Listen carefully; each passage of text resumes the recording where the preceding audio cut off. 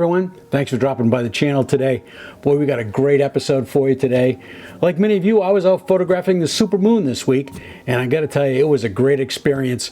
And that's what we're going to be talking about today. And I got to go out and shoot with the X-T3 with my 70-300 and 1.4 tele extender on it, and also my XH1 with my 100-400. So off to the video, and we'll see you in just a few. So here we are walking up to our location that we have scouted before, and it's just up the street here, around a couple of corners. But you know what? This is the exciting stuff. This is the fun about being a landscape photographer. So my location says 7:22 is when we're gonna see, I'm out of breath here, I'm old. We're gonna see the moon rise right up behind the North Light at Thatcher's Island. Boy, I'm pretty excited about this. Well, we've arrived at a location. The problem is it's somebody's front yard, so we can't deal with that. We're gonna have to go around a little bit. There's a nice path down to the water. Let's see how that works.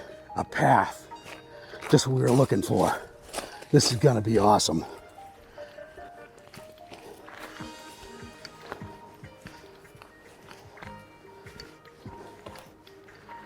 Whoo-hoo, this is great. Couldn't ask for a better spot. Yeah, baby. Whoo-hoo-hoo. Now we can get over to where we want to go. Right over here by this flat rock. This will be excellent.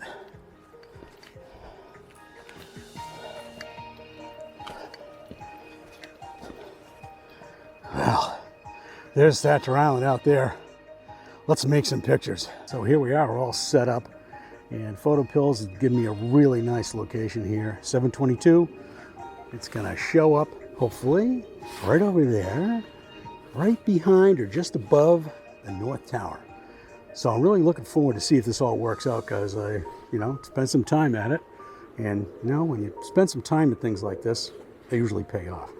Now I'm using the 100-400 here on a really sturdy tripod because it's blowing like hell out. And I've got the XH1 on here because in my crazy wisdom, I haven't upgraded the software, so I can't use the 100 of the 70-300 on it. So I'll put the 70-300 on my X-T3, and we'll see how that goes. It's got the extender on it, so it's giving me the same basic focal length or something a little bit smaller maybe. So we'll see what happens. It's going to be a lot of fun, but we're going to be waiting. Sun's starting to just go down right now, and 7:22. We'll check back in again. We've got a couple in a car above me here. I'm betting this road's going to get packed with people, just because you can now have an app that tells you where the moon's going to come up. Thank you, PhotoPills. Thank you, TPE. It's getting crowded up there. I can hear people up on the road talking. I'm glad I'm down here on the rocks. Oh, somebody's blowing leaves. PhotoPills is telling me that 5.6 is fine to get both the moon and the lighthouse in focus. So we'll just have to see how that goes. I'm going to take some of F8 just in case. But it sounds pretty reasonable to me. I mean, it's a huge distance here. We're talking about almost a mile. So I'm also using back button focus on the XH1 here because I can set the camera on manual, and I can push the AF on button here and it will focus.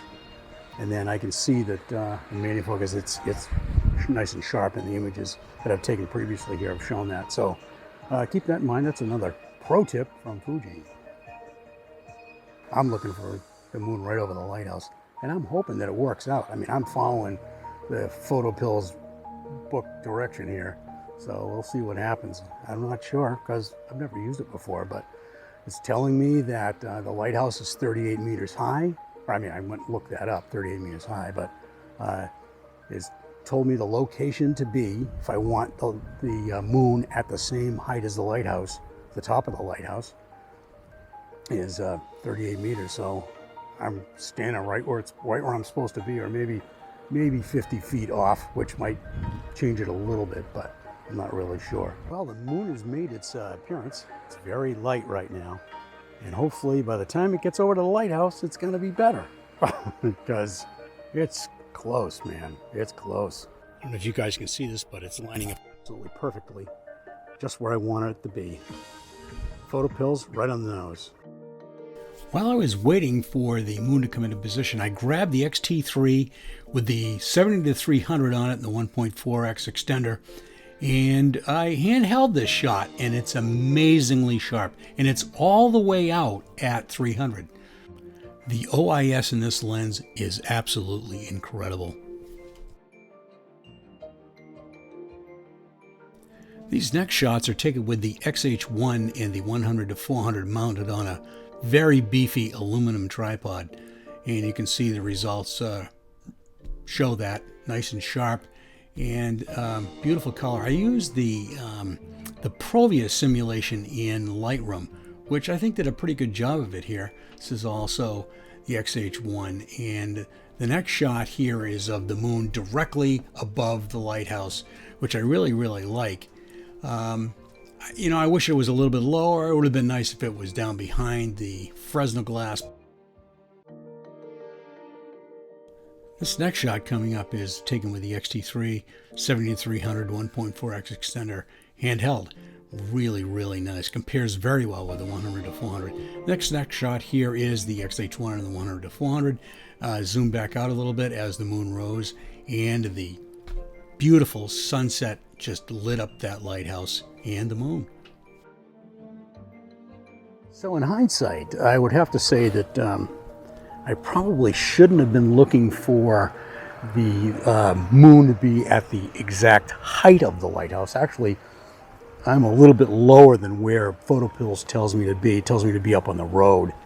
And maybe I should have been a little bit more to the right or something, or I wanted the moon lower than the top of the spire there, because when it's lined up completely with the top, it's well above the top of the lighthouse. So the difference in feet here, which might be only 50 feet makes quite a bit of difference when you're out that far. So I should say that's where I messed up. So maybe further over might have been better. I don't know. Might have been. Might not have been. I don't know. We're just going to have to see some other people's images, but I have a feeling that up on the road would have been better, and furthermore to the right probably would have been better too, I think. I'll have to look at PhotoPills again and see, you know, where that all lines up, because I'm not really sure. But right now it's looking nice, but the picture's done. And I'm going to head back to the ranch and we're going to show them to you. Oh, by the way, if you like this stuff, give it a like, will you? And subscribe. That would be awesome. Thanks for dropping by this channel and viewing this Supermoon with me. It was fun. Hey, if you get a chance, check out my website, kpanphototours.com. We've got some great workshops coming up, like the main lighthouse tour with Bill Fortney and I. It's starting to fill up fast. We only got a few seats left. And, you know, with the COVID rules relaxing a little bit, it's going to be a great experience. We've got some great places to go up along the Maine coast. And we're going to take in about 10 or 11 lighthouses. Wow, that's a lot in 3 days, 3.5 days.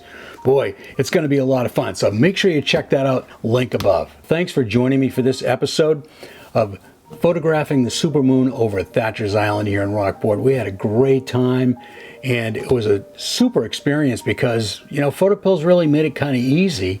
You know, some things I would have changed, but nonetheless, had a great time. So that's it for this week, and we'll catch you next time.